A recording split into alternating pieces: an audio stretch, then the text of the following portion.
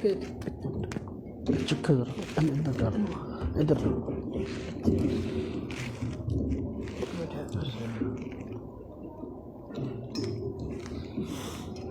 تھوڑا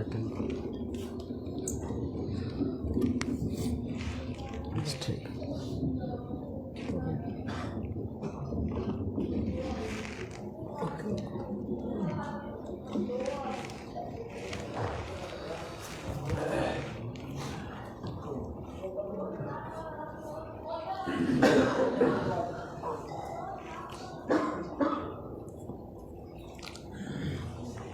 الحمد لله نحمده ونستعينه ونستغفره ونؤمن به ونتوكل عليه ونعوذ بالله من شرور أنفسنا ومن سيئات أعمالنا من يهده الله فلا مضل له ومن يضلله فلا هادي له ونشهد أن لا إله إلا الله وحده لا شريك له ونشهد أن سيدنا وسندنا ونبينا ومولانا محمدا عبده ورسوله أما بعد فأعوذ بالله من الشيطان الرجيم بسم الله الرحمن الرحيم من يطع الرسول فقد أطاع الله وقال الله تبارك وتعالى في مقام آخر لقد كان لكم في رسول الله أسوة حسنة قال النبي صلى الله عليه وسلم لا يؤمن أحدكم حتى أكون أحب إليه من والده وولده والناس أجمعين آمنت بالله صدق الله العظيم وصدق رسوله النبي الكريم ونحن على ذلك من الشاهدين والشاكرين والحمد لله رب العالمين۔ ایک مرتبہ سب حضرات درود شریف پڑھ لیں۔ اللہم صلی علی محمد وعلی آل محمد کما صلیت علی ابراہیم وعلی آل ابراہیم انک حمید مجید۔ اللہم بارک علی محمد وعلی آل محمد کما بارکت علی ابراہیم وعلی آل ابراہیم انک حمید مجید۔ اللہ رب العزت کا بڑا کرم اور بڑا احسان ہے، اس نے ہم سب کو اپنے گھر میں اپنے دین کی بات اور اپنے دین کی فہم اور سمجھ کے لیے کچھ دیر بیٹھنے کی توفیق عطا فرمائی ہے۔ یہ اللہ رب العزت کا بڑا کرم اور بڑا احسان ہے۔ اللہ رب العزت نے قرآن کریم میں حضور نبی پاک صلی اللہ علیہ وسلم کی اطاعت کا حکم دیا ہے۔ اللہ رب العزت نے قرآن کریم میں جس طرح آپ کی اطاعت کا حکم دیا ہے، آپ سے محبت اور عقیدت کا حکم بھی دیا ہے، اور حضور نبی پاک صلی اللہ علیہ وسلم کا فرمان ہے کہ کوئی آدمی اس وقت تک مومن نہیں ہو سکتا جس وقت تک کہ میری ذات کو اپنی ذات سے زیادہ، اپنی اولاد سے زیادہ، اپنے والدین سے زیادہ، حتیٰ کہ ساری کائنات سے زیادہ محبوب نہ سمجھے۔ تو حضور نبی پاک صلی اللہ علیہ وسلم کی ذات اقدس سے محبت ہم سب کے ایمان کا تقاضا ہے، اور جس طرح اور شریعت کے بہت سے احکامات مطلوب ہیں اور مقصود ہیں، تو حضور نبی پاک صلی اللہ علیہ وسلم سے محبت بھی مطلوب اور مقصود ہے۔ آپ سے محبت کس طرح کی ہونی چاہیے؟ اور آپ سے عقیدت کس طرح کی ہونی چاہیے۔ اگر کوئی آدمی محبت اور عقیدت کو سیکھنا چاہتا ہے اور آپ کی اطاعت کس طرح کرنی ہے سیکھنا چاہتا ہے، تو اس کے لیے آئیڈیل صحابہ کرام رضوان اللہ تعالی علیہ مجمعین کی جماعت ہے۔ صحابہ کرام نے حضور نبی پاک صلی اللہ علیہ وسلم کی ایسی مثالی اطاعت کی اور آپ سے ایسی مثالی محبت کی کہ اللہ رب العزت کو ان کی ادائیں پسند آئیں اور دنیا میں ان لوگوں کو جنت کا سرٹیفکیٹ عطا فرمایا ہے۔ تو چونکہ محبت اور اطاعت کا مطالبہ ہر مسلمان سے ہے، ہر مسلمان کے لیے ضروری ہے کہ آپ کی اطاعت بھی کرے اور آپ سے محبت بھی رکھے۔ تو اگر صحابہ کرام کی زندگی کو سامنے رکھیں تو محبت کرنا بھی آسان ہو جائے گا، اطاعت کرنا بھی آسان ہو جائے گا۔ آپ حضرات کی خدمت میں آج کے اس مختصر بیان میں صحابہ کرام کی زندگی کا کچھ نقشہ اور ان کی زندگی کے کچھ پہلو آپ حضرات کی خدمت میں رکھوں گا کہ صحابہ کرام نے حضور نبی پاک صلی اللہ علیہ وسلم سے محبت کیسے کی، صحابہ کرام نے حضور نبی پاک صلی اللہ علیہ وسلم کی اطاعت کیسے کی۔ صحابہ کرام بہت بڑی جماعت ہے۔ اللہ رب العزت نے اس کائنات میں 1,00,000 سے زیادہ انبیاء علیہم السلام مبعوث فرمائے، تو اسی طرح 1,00,000 سے زیادہ حضور نبی پاک صلی اللہ علیہ وسلم کو صحابہ کرام عطا فرمائے۔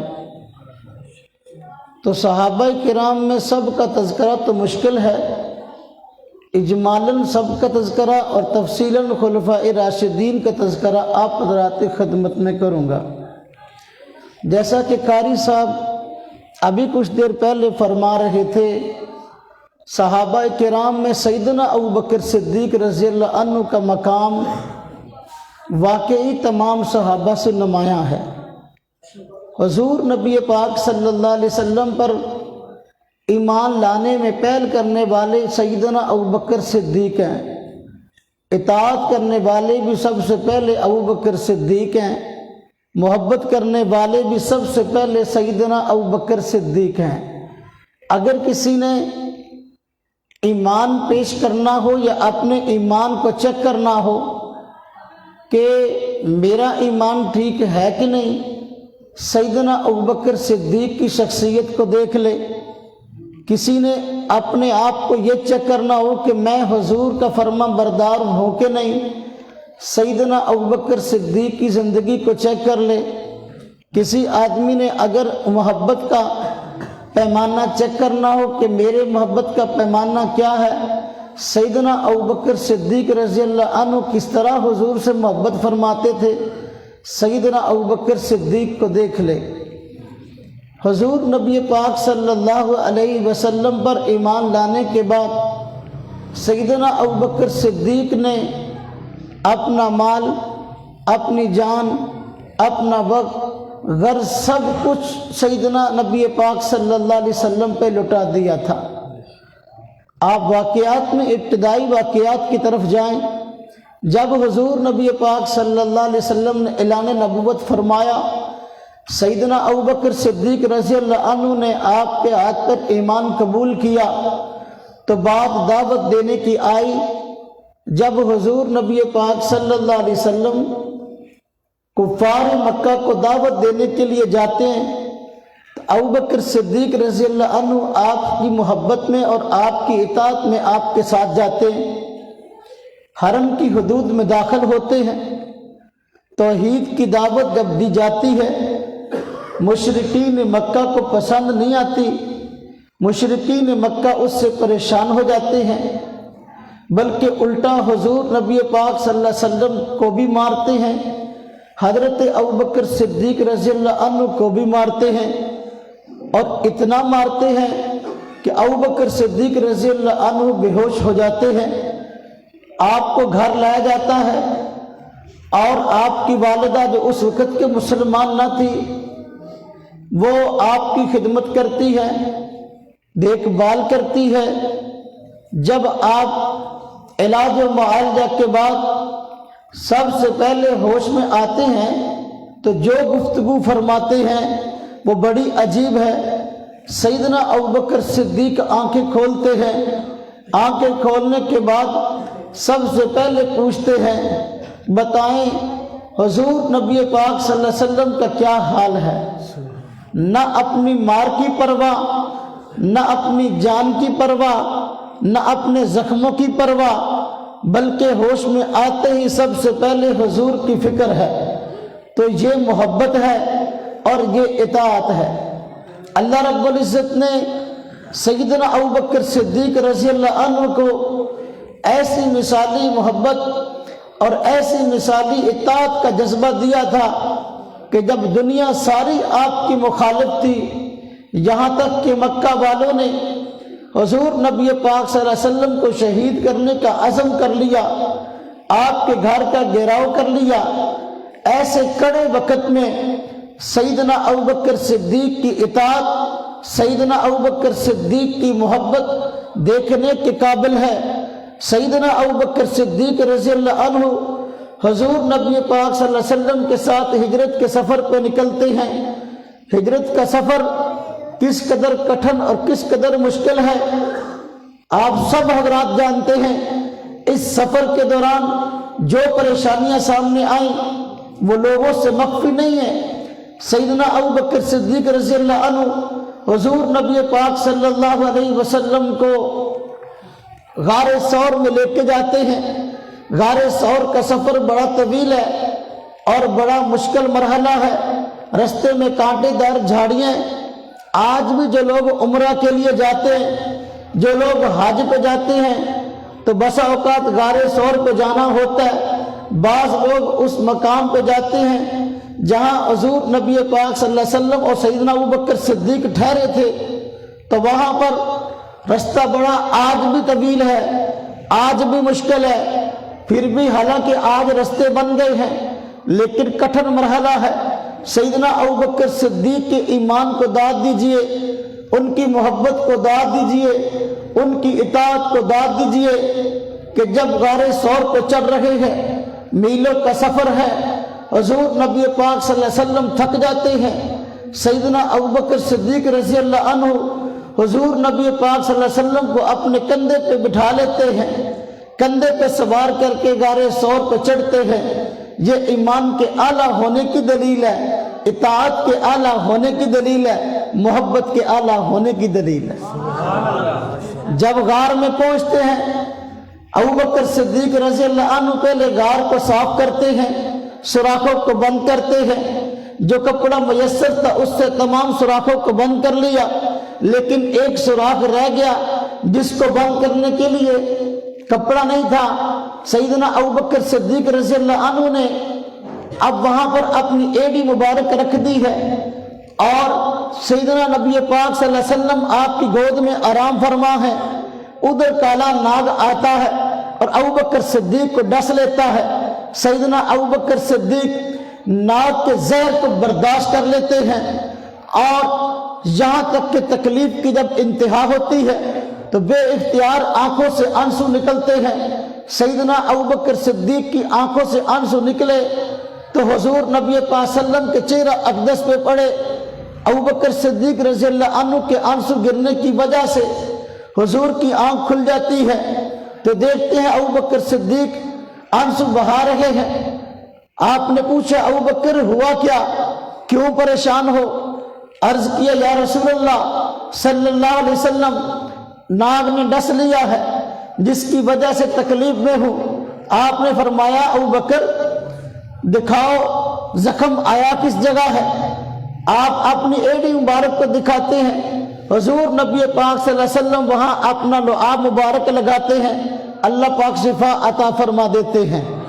جو بات یہاں قابل غور ہے وہ یہ سیدنا ابوبکر صدیق کے ایمان کو سیدنا ابوبکر صدیق رضی اللہ عنہ کی اطاعت کو، سیدنا ابوبکر صدیق رضی اللہ عنہ کی محبت کو دیکھیں۔ آج ایک طرف ہماری محبت ہے، تھوڑا سا کانٹا بھی چبھ جائے، معمولی سی چونٹی بھی کاٹ لے تو آہت بکا کرتے ہیں، چیخو پکار کرتے ہیں، علاقے محلے والے اکٹھے ہو جاتے ہیں، پریشان ہو جاتے ہیں بھی کیا آفت آئی ہے۔ ابوبکر صدیق کی محبت اور عقیدت دیکھیں، سانپ نے ڈس لیا ہے لیکن آواز تک نہ نکالی، اور اس کو اس حد تک برداشت کیا ہے کہ حضور نبی پاک صلی اللہ علیہ وسلم خود آنسو کے گرنے کی وجہ سے بیدار ہوتے ہیں۔ اسے کہتے ہیں محبت اور اسے کہتے ہیں اطاعت۔ حضور نبی پاک صلی اللہ علیہ وسلم ہجرت کرتے ہیں، ہجرت کا سفر ہے۔ سیدنا ابوبکر صدیق رضی اللہ عنہ عادات نے بھی حضور کے مشابہ، شکل و صورت میں بھی آپ کے مشابہ تھے۔ جب ہجرت کر کے مدینہ طیبہ پہنچتے ہیں تو مدینہ طیبہ والے بعض حضرات یہ سمجھتے ہیں جنہوں نے حضور کو دیکھا نہ تھا کہ شاید ابوبکر صدیق یہ حضور صلی اللہ علیہ وسلم ہیں، چنانچہ لوگ عقیدت سے آپ کے ساتھ مصافحہ کرنے لگتے ہیں، آپ سے ملنے لگتے ہیں۔ تو حضور نبی پاک صلی اللہ علیہ وسلم بھی تشریف فرما ہوتے ہیں، سیدنا ابوبکر صدیق بھی تشریف فرما ہے۔ اب دیکھیے ابوبکر صدیق کی اطاعت، ابوبکر صدیق رضی اللہ عنہ کی محبت، آپ نے محسوس کیا کہ لوگ شاید مجھے حضور سمجھ رہے ہیں، اس لیے مجھ سے مصافحہ کر رہے ہیں، اس لیے ادب و احترام سے پیش آ رہے ہیں۔ ابوبکر صدیق رضی اللہ عنہ اٹھے اور اٹھ کر حضور نبی پاک صلی اللہ علیہ وسلم کی ذات اقدس پر کپڑے کا سایہ کر دیا، جس سے لوگوں کے سامنے یہ بات واضح ہو گئی آقا یہ بیٹھے ہیں، غلام سر پہ کھڑا ہے۔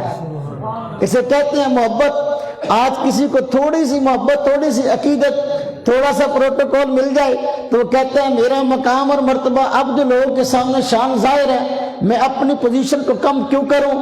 لیکن ابوبکر صدیق کی ہر چیز حضور پہ قربان تھی۔ جب تھوڑا سا محسوس فرمایا کہ لوگ شاید غلط فہمی میں ہیں، جنہوں نے آپ کو دیکھا نہیں ہے، مجھے حضور سمجھتے ہیں، اس لیے عقیدت سے پیش آتے ہیں، فوراً خادم والا منصب سنبھالا اور حضور نبی صلی اللہ علیہ وسلم پر سایہ کر لیا۔ یہ ابوبکر صدیق کی محبت ہے۔ ابوبکر صدیق رضی اللہ عنہ کی محبت کے اتنے بڑے بڑے واقعات ہیں، اگر میں ان کو بیان کروں تو بیان بڑا لمبا ہو جائے گا۔ سیدنا عمر فاروق رضی اللہ عنہ کی بات ہے، آپ دوسرے خلیفہ ہیں، آپ بھی محبت اور عقیدت میں اپنی مثال آپ تھے۔ اس کا ایک واقعہ آپ حضرات کی خدمت میں عرض کرتا ہوں۔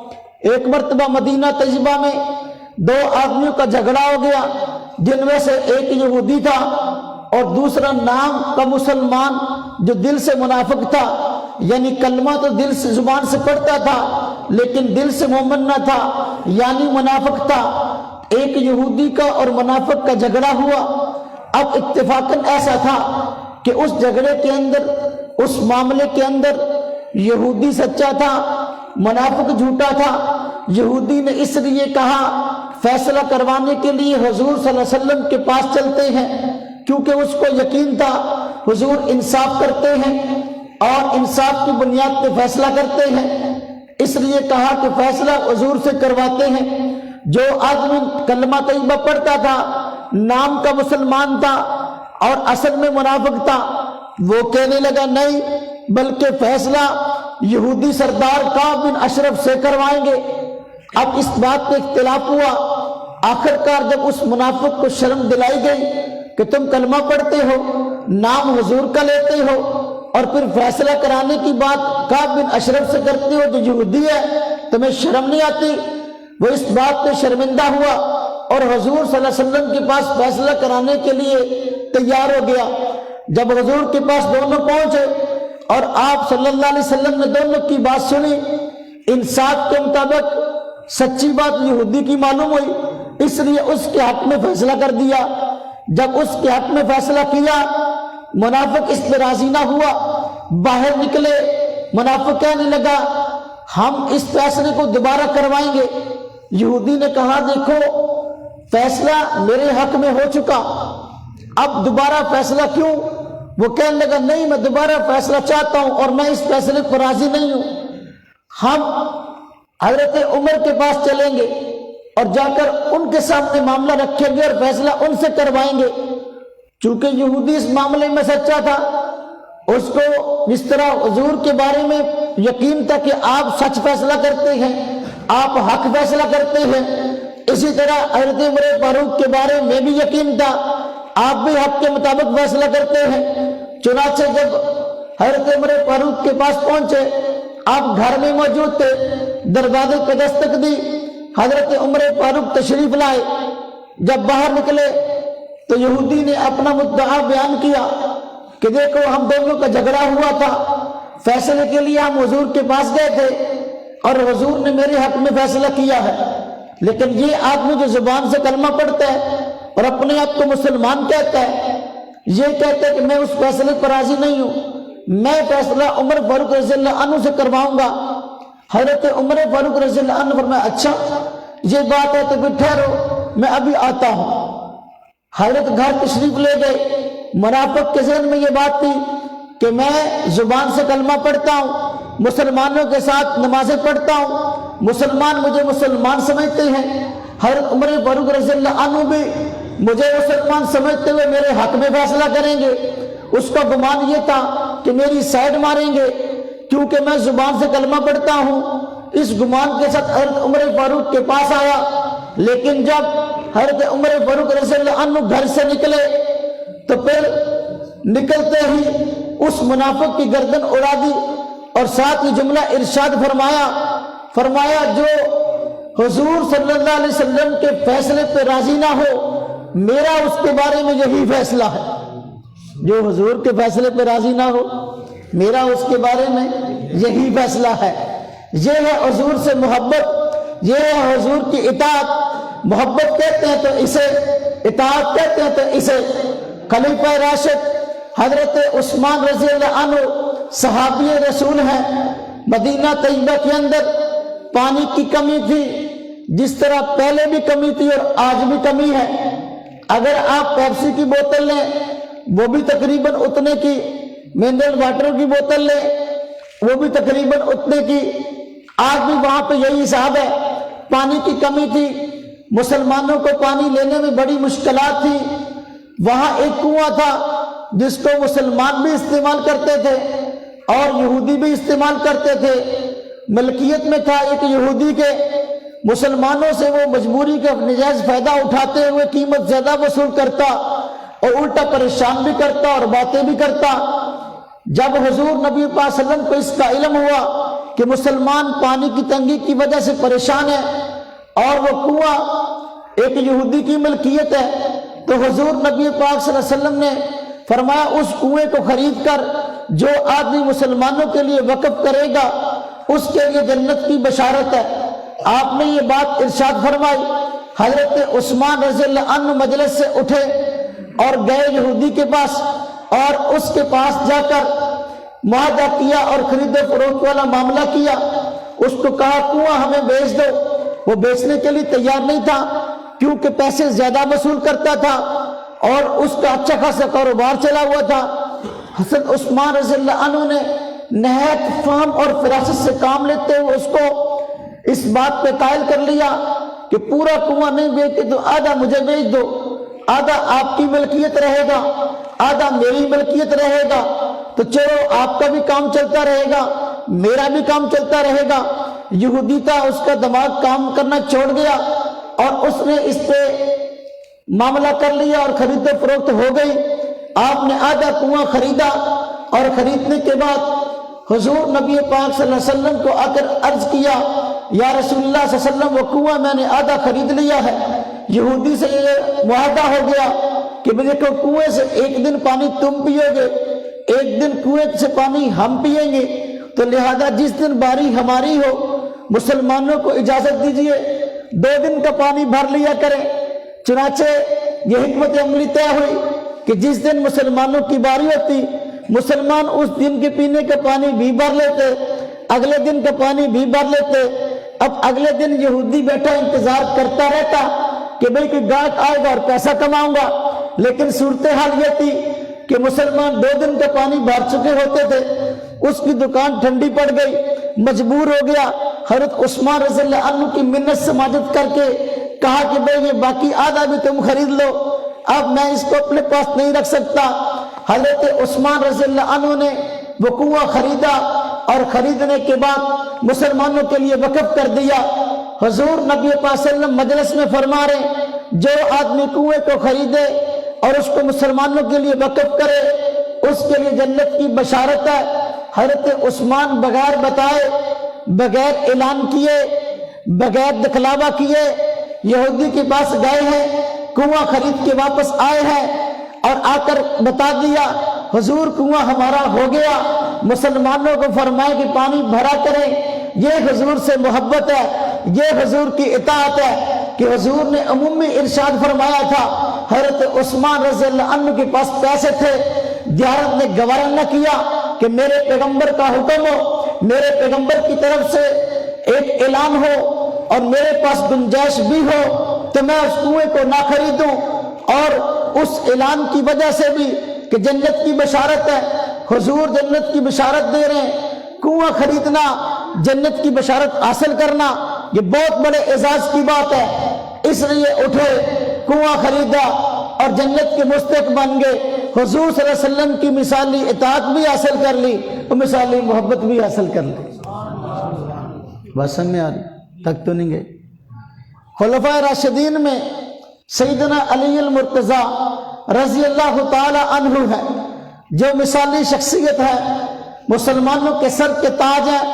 سیدنا علی المرتضیٰ رضی اللہ تعالی عنہ صلح حدیبیہ کا موقع ہے، اس موقع پر جو کچھ ہوا آپ سب حضرات جانتے ہیں کہ مسلمان حضور نبی پاک صلی اللہ علیہ وسلم کے ساتھ مل کر عمرہ کرنے کے لیے آئے تھے، لیکن مکہ سے باہر حدیبیہ کے مقام پہ روک دیے گئے اور کہا گیا کہ تم عمرہ نہیں کر سکتے۔ حضور نبی پاک صلی اللہ علیہ وسلم نے مسلمانوں کی خیر خواہی کے لیے، اسلام کی خیر خواہی کے لیے، حرمین کے تقدس اور تحفظ کے لیے کفار کے سارے مطالبات کو تسلیم کر لیا اور ایک معاہدہ لکھا گیا جس کو صلح حدیبیہ کے نام سے یاد کیا گیا۔ تاریخ میں معاہدہ موجود ہے، شرطیں ساری کی ساری حضور نے وہ تسلیم کر لی جو کہ مسلمانوں کے سراسر خلاف تھی، کیونکہ آپ اللہ کے پیغمبر تھے، پیغمبر کوئی بھی کام رب تعالیٰ کے اشارے کے بغیر نہیں کرتا۔ وہی صلح حدیبیہ فتح مکہ کا پیش خیمہ ثابت ہوئی۔ اللہ رب العزت نے قرآن پاک کی آیات اتار دی، انا فتحنا لک فتحا مبینا، ہم نے آپ کو واضح فتح عطا فرما دی۔ چنانچہ صلح حدیبیہ پیش خیمہ ثابت ہوئی، بہت ہی کم عرصے کے بعد مکہ فتح ہوتا نظر آیا۔ جس مکے میں مسلمانوں کو آنے کی اجازت نہ تھی، اب وہی مکہ ہمیشہ کے لیے مسلمانوں کا مرکز بن گیا۔ اس موقع پر عجیب واقعہ پیش آیا۔ حضور نبی پاک صلی اللہ علیہ وسلم نے جب کفار سے معاہدہ کیا تو سیدنا علی المرتضیٰ رضی اللہ تعالی عنہ اس معاہدے کو لکھ رہے تھے، تو معاہدے کا عنوان یہ لکھا کہ یہ معاہدہ ہے حضرت محمد رسول اللہ صلی اللہ علیہ وسلم کی طرف سے مکہ والوں کے ساتھ۔ جب عنوان یہ تھا، مکہ والوں نے اس عنوان کو پڑھا، حالانکہ معاہدہ لکھ لیا تھا، مکہ والوں نے عنوان کو پڑھا تو کہا ہم اس عنوان کو نہیں مانتے، اس لیے کہ اس میں کہا گیا یہ معاہدہ ہے محمد الرسول اللہ کی طرف سے، ہم تو محمد صلی اللہ علیہ وسلم کو رسول مانتے نہیں ہیں، اگر ہم رسول مان لیں تو ہمارا جھگڑا ہی ختم ہے، تو لہذا اس عنوان کو ختم کرو اور لکھو یہ معاہدہ ہے محمد بن عبداللہ کی طرف سے مکہ والوں کے ساتھ۔ حضور نبی پاک صلی اللہ علیہ وسلم چاہتے تھے معاہدہ ہو گئے اور امن قائم رہے۔ آپ نے سیدنا علی المرتضیٰ رضی اللہ عنہ کو فرمایا، اے علی یہاں محمد رسول اللہ کاٹ کر محمد بن عبداللہ لکھ دو۔ آپ نے فرمایا بلکہ عرض کیا حضرت علی رضی اللہ عنہ نے، حضور میں محمد رسول اللہ نہیں کاٹ سکتا، اگر میں اپنے ہاتھ سے محمد رسول اللہ کاٹتا ہوں میرا ایمان جاتا ہے، میرا ایمان، میری عقیدت، میری محبت، میری اطاعت اس بات کی اجازت نہیں دیتی کہ جہاں محمد رسول اللہ لکھا ہے میں محمد رسول اللہ کو کاٹ دوں۔ حضور نبی پاک صلی اللہ علیہ وسلم فرمایا علی اس کو کاٹنا ضرورت ہے، مجھے قلم دو، مجھے دکھاؤ تم نے کہاں لکھا ہے۔ حضور نبی پاک صلی اللہ علیہ وسلم نے امن کی خاطر اور صلح کی خاطر قلم کو ہاتھ میں پکڑا اور وہاں پر کراس لگایا، لائن لگائی اور پھر محمد بن عبداللہ لکھوا دیا۔ اب توجہ فرمائے، حضرت علی رضی اللہ تعالی عنہ خلیفہ راشد ہیں، مسلمانوں کے سر کے تاج ہیں۔ اطاعت اور محبت کسے کہتے ہیں؟ سیدنا علی المرتضیٰ سے سیکھیں۔ اب دیکھیں غزوہ خیبر کا موقع ہے۔ خیبر کا موقع بڑا مشکل مرحلہ تھا، مسلمانوں کی فوج تھی، مشکلات تھی، قلعہ فتح نہیں ہو رہا تھا۔ آپ نے صحابہ کرام کے سامنے اعلان کیا، کل کو میں جھنڈا، اسلام کا جھنڈا اس شخصیت کے ہاتھ میں دوں گا جس سے اللہ اور اس کے رسول محبت کرتے ہیں، اور وہ اللہ کے رسول سے محبت کرتا ہے، اللہ کا عزیز اور پیارا ہے۔ آپ نے اعلان فرما دیا، تمام صحابہ کرام کی نگاہیں حضور کے اس فرمان پر ٹھہر گئیں۔ ہر ایک امید لگانے لگا کہ شاید کہ حضور کا اشارہ میری طرف ہے، اور سب کی امیدیں بن گئیں۔ جب صبح ہوئی آپ نے فرمایا علی کہاں ہیں؟ ان کو بلاؤ۔ لوگوں نے کہا حضرت علی رضی اللہ عنہ تو بیمار ہیں۔ فرمایا کیا ہوا؟ کہنے لگے عشوب چشم کا مسئلہ ہے، آنکھ خراب ہے اور آنکھ سے مسلسل جو ہے مواد بہ رہا ہے۔ آپ نے فرمایا علی کو بلاؤ۔ چنانچہ حضرت علی رضی اللہ عنہ کو بلایا گیا۔ حضرت علی رضی اللہ عنہ تشریف لائے۔ حضور نبی پاک صلی اللہ علیہ وسلم نے جھنڈا مبارک حضرت علی رضی اللہ عنہ کو دیا۔ آپ نے آنکھ کی دکھنے کی شکایت کی۔ حضور نبی پاک صلی اللہ علیہ وسلم نے اپنا لعاب مبارک آپ کی آنکھ پر لگایا، آنکھ اسی وقت ٹھیک ہو گئی۔ آپ اسی وقت۔ اب محبت کا دیکھیں ثبوت آگے، جو بات میں عرض کروں میرے عنوان سے تعلق ہے، محبت کا ثبوت دیکھیں۔ حضور نبی پاک صلی اللہ علیہ وسلم نے فرمایا جھنڈا اس آدمی کے ہاتھ میں جو اللہ کے رسول سے محبت کرتا ہے، اس کے ذریعے اللہ پاک مسلمانوں کو فتح عطا فرمائیں گے۔ حضرت علی رضی اللہ تعالی عنہ وہ تھے جنہوں نے خیبر کا قلعہ پھر اکھاڑ پھینکا۔ ہاں جی، اب وہ حضور کا فرمان پیچھے تھا اور حضور نے ذمہ داری لگائی تھی، اس لیے کیا خیبر اور جو مشکلات تھی ساری کی ساری دور ہوئی، اور مسلمانوں نے اپنی آنکھوں سے دیکھا سیدنا علی المرتضیٰ رضی اللہ عنہ نے اس موقع پر ایسا کارنامہ انجام دیا حضور صلی اللہ علیہ وسلم کی اطاعت میں کہ حضور نے جھنڈا دیا ہے، اسلام کا جھنڈا ہم سرنگوں نہیں ہونے دیں گے۔ جو کئی دن سے فتح نہیں ہو رہی تھی، حضرت علی رضی اللہ تعالیٰ عنہ کے پرچم دیا تو فتح ہو گیا۔ تو یہ حضور نبی پاک صلی اللہ علیہ وسلم سے محبت ہے۔ بندہ مسلمان ہوتا ہے، سب سے پہلے مسلمان ہونے کے بعد کس چیز کا حکم ہے؟ نماز۔ کس چیز کا حکم ہے؟ حضور نبی پاک صلی اللہ علیہ وسلم کے فرمان مبارک جمع کریں تو سب سے زیادہ فرمان آپ کے نماز کے متعلق ملتے ہیں۔ آپ نے فرمایا اسلام اور کفر کے درمیان فرق کرنے والی چیز نماز ہے۔ فرمایا اسلام کی بنیاد 5 چیزوں پر ہے۔ ایمان کے بعد کلمہ شہادت کا اظہار کرنے کے بعد آپ نے اقامۃ الصلاۃ کی بات کی ہے، نماز کی بات کی ہے۔ تمام کے تمام صحابہ کرام کو دیکھیں، صحابہ کرام کی صفت اللہ پاک نے قرآن کریم میں خود ذکر فرمائی ہے۔ جس نماز کا قرآن نے حکم دیا، جس نماز کا حضور نے حکم دیا، صحابہ کرام وہ نماز کیسے پڑھتے نظر آتے ہیں؟ فرمایا کہ تراہم رکعا سجدا یبتغون فضلا من اللہ ورضوانا سیماہم فی وجوہہم من اثر السجود۔ فرمایا تو دیکھے گا مخاطب صحابہ کرام کی ذات کو کہ ہر وقت رکوع اور سجدے میں پڑے ہیں، یعنی ہر وقت اللہ کی عبادت میں ہیں، نمازیں پڑھتے نظر آتے ہیں، اتنی کثرت سے نمازیں پڑھتے ہیں۔ فرمایا ذالک مثل فی التوراۃ ومثل فی الانجیل۔ فرمایا انجیل میں تورات میں ان کی یہی مثالیں ہیں، ان کی یہی خوبیاں ہیں۔ نمازی ہونا، رکوع کرنا اور سجدہ کرنا، یہ حضور کا حکم ہے۔ حضور سے اطاعت کو لیتے ہوئے حضور کی محبت کی بنا پر اتنی نمازیں پڑھی ہیں، قرآن نے گواہی دی ہے تراہم رکعا سجدا، تو دیکھے گا ان کو رکوع اور سجدے کرتے ہیں۔ اور فرمایا کہ ان کے چہروں پر، پیشانیوں پر سجدے کے نشانات پڑ گئے ہیں۔ جو آدمی اللہ کی عبادت زیادہ کرتا ہے، نماز زیادہ پڑھتا ہے، کثرت سجود کی وجہ سے اس کے پیشانی پر نشانات پڑ جاتے ہیں۔ صحابہ کرام کے اس نشان کی گواہی قرآن نے دی ہے، اس لیے اسے کہتے ہیں حضور سے محبت، حضور سے اطاعت۔ غزوہ خیبر کا موقع ہے۔ گھریلو گدا یہ حلال نہیں تھا، پہلے حلال تھا تو بعد میں حرام ہو گیا۔ جس دن غزوہ خیبر تھا اس موقع پر گدا حرام نہیں تھا، صحابہ کرام نے گدے ذبح کیے اور گدے ہنڈیوں کے اندر پک رہے تھے، ادھر حضور کا ارشاد آ گیا گھریلو گدا حرام ہے۔ توجہ کرنا، خرد و نوش کی اشیاء کی کمی تھی، مسلمانوں پر فاقہ آیا، کھانے کے لیے کوئی چیز نہ تھی، آخرکار گدے ذبح کیے اور ہنڈیوں میں پکنے لگے۔